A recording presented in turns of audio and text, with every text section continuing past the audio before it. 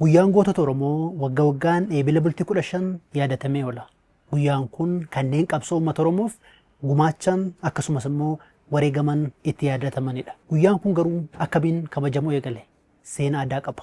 Wanni shinni gatti ta'ee hoogganoota adda bilisummaa Oromoo olaanoo kan Hayyuu Duree fi Itti Aanaan yeroo sanaa keessatti argaman Hayyuu Dureen Jaalle Bariisoo Waabee yookaan Magarsaa Barii, Itti Aanansaa Gadaa Gammadaa kan keessatti argaman kan akka Jaal Abboomaa Mitikkuu fa'aa, Doorii Barihamoo fa'aa yookaan Iggazuu Bantii dabalatee hoogganooti olaanoon kan keessatti argamantu iddoo Shinnii jedhamutti humna hidhate ka Somaaleetiin dhuunfatamanii hattee keessa seenanii yeroo kanatti lola Itoophiyaa fi Somaalee gidduutti deemaa turetu reefuu qabbanaa humnooti Somaaleedhaa guutuutti hin baane yeroo qabanitti eenyummaa isaanii itti himatanii isanii wajjin lola hin qabnu gara Somaaliyaatti deemaa jirraa jedhaniini yeroo kana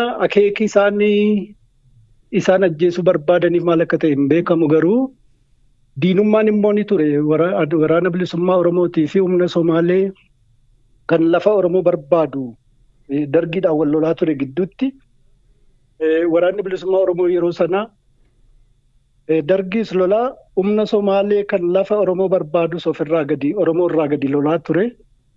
Hijaan sunis hin jira. Kanaafis ta'uu danda'a jenneetu yaadna. Hoogganoota keenya kana amantiidhaan adda baasanii kaan ajjeesanii kaan dhiisuu barbaadanii.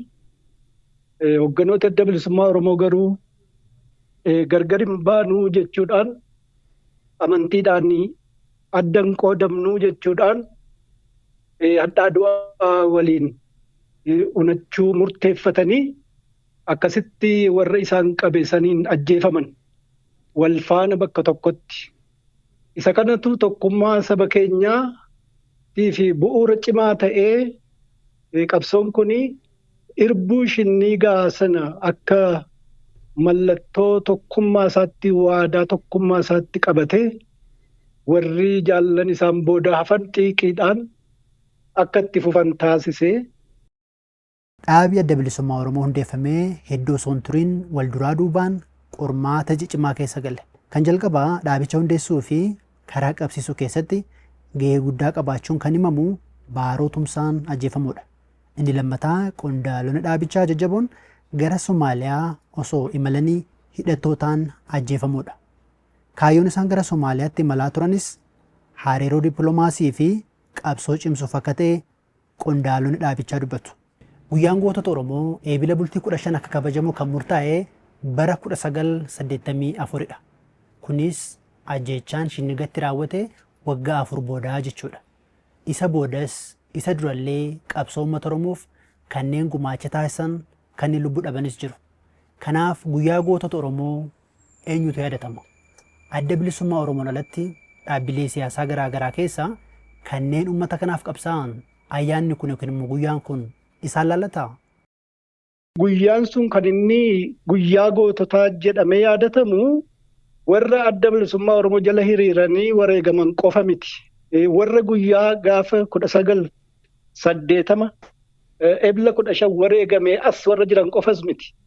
Erga Oromoon alagaadhaan cabee mirga isaa sarbamee Oromiyaan gabrummaa jalatti kufte uummanni Oromoo mirga isaa sarbame kaasee warra mirga saba kanaatiif qabsaa'e hundumaa isaan durallee warra ture jechuudha. Dhaabaa keessas haa ta'u, dhaaba kam keessas haa ta'u, dhugaadhaan mirga saba kanaatiif, Oromummaadhaaf, tokkummaa saba kanaatiif, Oromiyaa argamsiisuudhaaf mirga saba isaaniitiif jecha kanneen wareegaman hundumaa sabni kun akka yaadatuuf jedhameetu murtaa'e. Guyyaa gootota saba kanaa ta'ee sabni kun guyyaa gootota isaa akka qabaatuuf jedhameetu murtaa'e. Kanaaf kan adda bilisummaa Oromoo qofa miti, kan ergasii wareegame qofas miti, kan erga sabni Oromoo alagaadhaan cabee kaasee hanga har'aatti wareegamaa jiruu fi fuuldurallee hanga qabsoon kun galma ga'utti fi borullee Oromiyaa tiksuudhaaf gootonni Oromoo hundumtuu kan itti wareegaman guyyaa goota Oromoo akka ta'uufi. Kanaaf fakkeenyaaf paartii biyya bulchuus ta'uu danda'a, paartii kana dura hundaa'ee diigames ta'uu danda'a. Isa keessa kanneen qooda fudhatan mirgi uummata kanaa akka kabajamu kanneen hirmaatan hunda laallata jechuudha. Kan amma paartii abaluu otoo hin taane dhugaadhaan eenyutu mirga saba Oromootiif, Oromummaadhaaf, Oromiyaadhaaf, hegeree uummata kanaatiif eenyutu qabsaa'edha malee eessa dhaaba kam keessa miti. Tole kanneen qabsaa'onni kun kanneen lubbuu dhaban moo kanneen utuma lubbuun jiranii qabsaa'anis dabalata goota yeroo jennu? Guyyaa gootaa jechuun egaa akka beekamutti namni saba isaatiif wareegama baase dhugaadhaan kan jireenya isaa saba isaatiif jedhee wareege gootuma saba sanaa jedhama. Guyyaa gootaa jechuun namuma saba isaatiif wareegama baase osoo lubbuun jirus lubbuu isaa kenneetis goota sabaati. Garuu ammoo irbuu shinniigaa jennee kan nuti moggaasne warra achitti gaafa sana haala sanaan wareegameedha irra guddaatti kan beekamu warra wareegameedhaan beekamaa ta'u garuu guyyaan gootaa kan saba isaaf wareega baase osoo jirus kan lubbuu kennes gootuma. Guyyaan gootota Oromoo, adda bilisummaa Oromoo, deeggartoota paartichaa akkasumas kanneen qabsoo kana keessa jiraniin kabajamee oola. Dhaloota amma jiruuf guyyaan kun maal akeeka? Qondaalli adda bilisummaa Oromoo deebiin kennan kunooti. Yeroo guyyaa akkasii kana kabajnu dhaloonni amma jiru haala har'a keessa jiru, haala Oromummaan har'a keessa jiru, Oromiyaan har'a keessa jirtu kana akkamitti dhufe haalli kun ka jedhu qabsoon saba kanaa eessaa ka'ee as ga'e kan jedhu akka hubatu dhaamsa dabarsina. Mirgi har'a Oromoon qabu wareegama jaallan kanaa wareegama gootota saba kanaatiin kan argame ta'uusaa yaadachiifna, dhaloota kana barsiifna. Fakkeenyummaa warra saba isaaniitiif jedhanii jireenya isaanii lubbuu isaanii wareeganii dhaloonni kun akka baratuuf isaan irraa baratee akka saba isaatiif hojjetu akka hegeree saba isaatiif hojjetu Oromummaan Oromiyaan akka iddoo isaaf malu argatuuf dhaloonni har'a jiru gaafatama isaa dirqama isaarra jiru akka hubatu sana beekee dirqama isaa bahachuudhaaf akka of qopheessu.